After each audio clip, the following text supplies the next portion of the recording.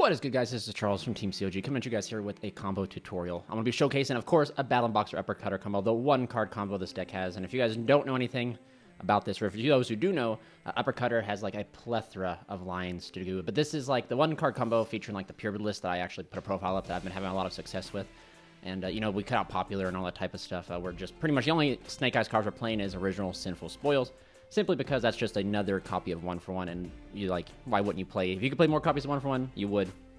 But anyway, this is just the one-card Uppercutter combo. Again, like, there's like tons of them on my channel. In fact, well, this card gets you to tons and tons of different combo sequences.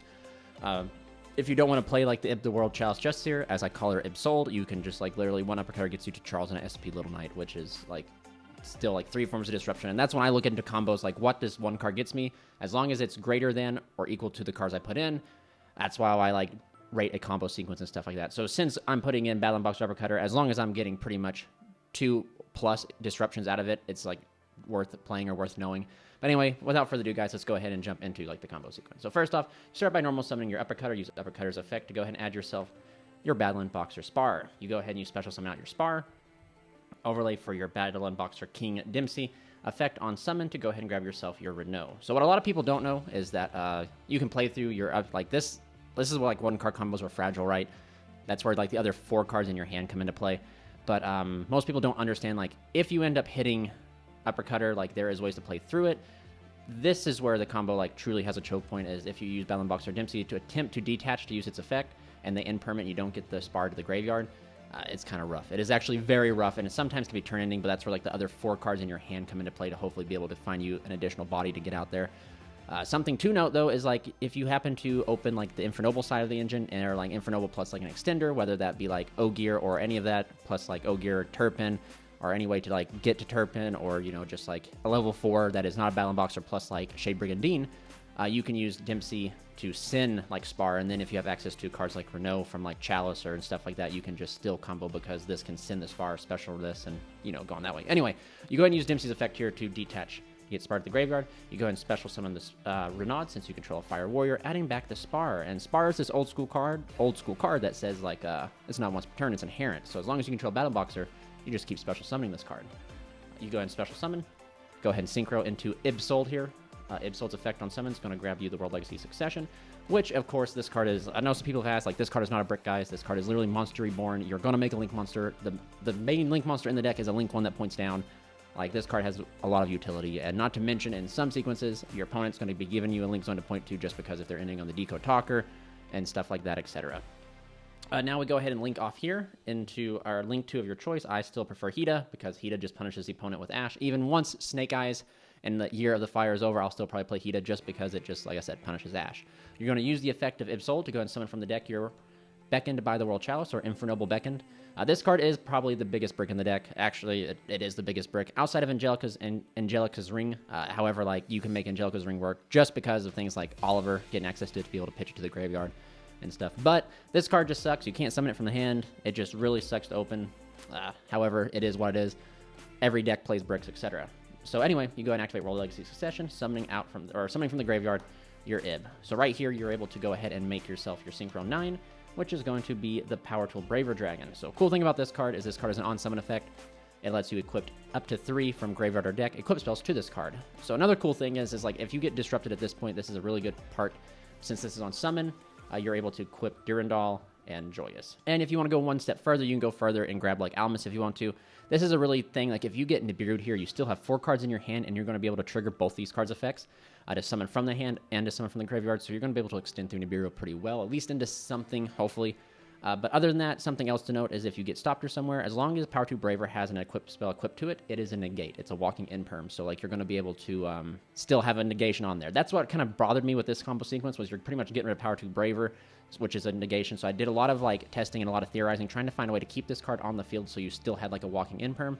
But sadly, like, it's just the way that you have to think about this card. It is just a turbulence for equip spells, and that's it. Worst case scenario, it can be a negate, but it is what it is.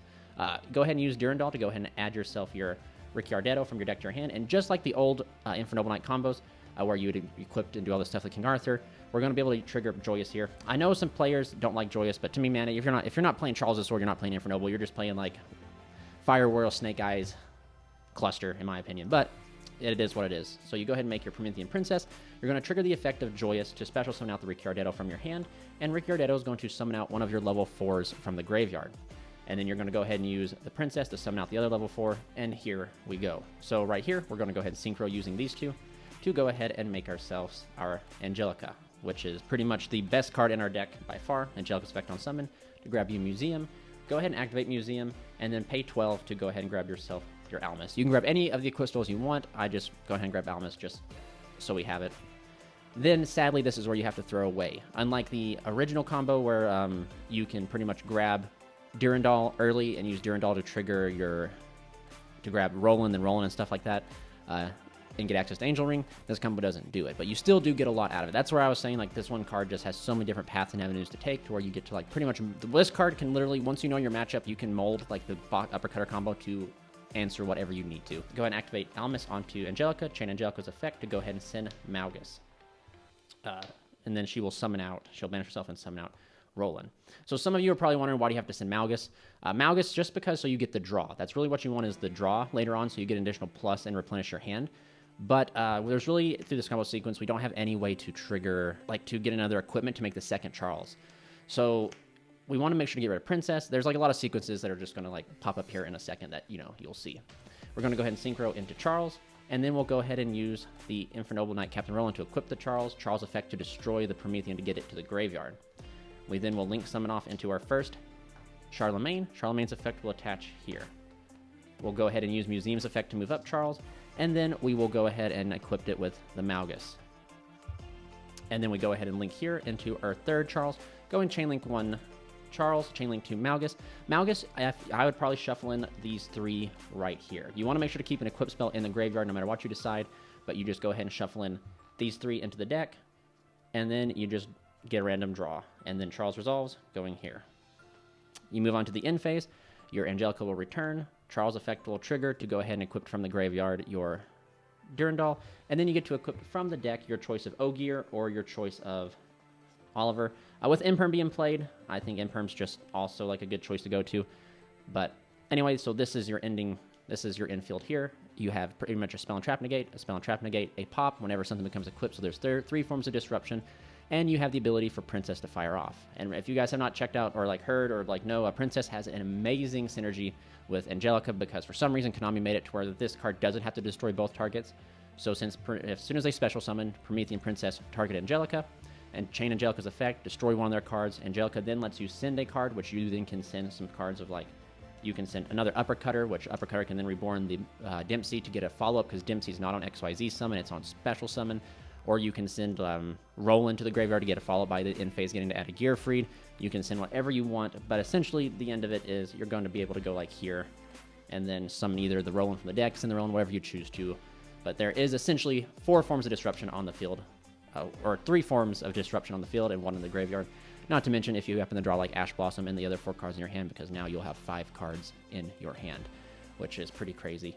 I think I'll do a separate video showcasing like if you open an extender, because there's like 2 different lines through that. If you see an extender, you can either go into, there's like a panic button to where like if you're reading Nib, you feel there's Nib coming. If your opponent doesn't hit you here, like you can make an Apollosa for 3 and then end on Charles with Angel Ring.